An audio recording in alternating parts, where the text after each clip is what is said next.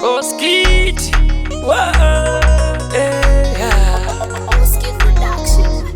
ndaiti ndikapepuka pakati peusiku ndozvibvunza ndimborichi rudo rwedu rwari kubatanidza ndinozvibvunza ndimborichi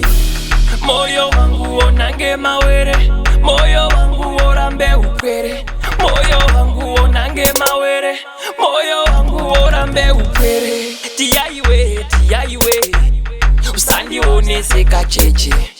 rudo chete runondinetsa runonditatsa kugara pasi ndinoswera ndakakutakura mupfungwa dzangu oshamwari tiyaiwe iweka pane chinhu chimwe chete chandinoda kudiwa pasina rudo hapana mwenje moto wapiswa mapiwa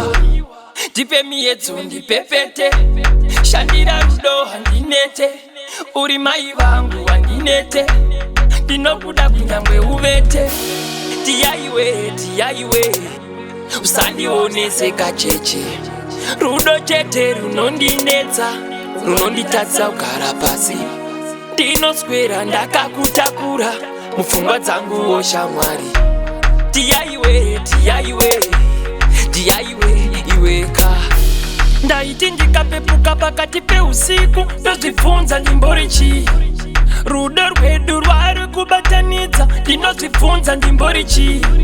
moyo wangu wonange mawere moyo wangu worambe upwere moyo wangu wonange mawere moyo wangu worambe upwere tiyaiwe usandioneseka cheche rudo chete runondinetsa runonditatsa kugara pasi ndinoswera ndakakutakura mupfungwa dzangu oshamwari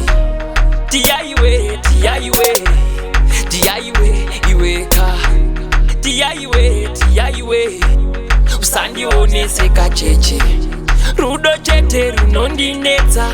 runonditatsa kugara pasi ndinoswera ndakakutakura mupfungwa dzangu oshamwari tiyaiwe iweka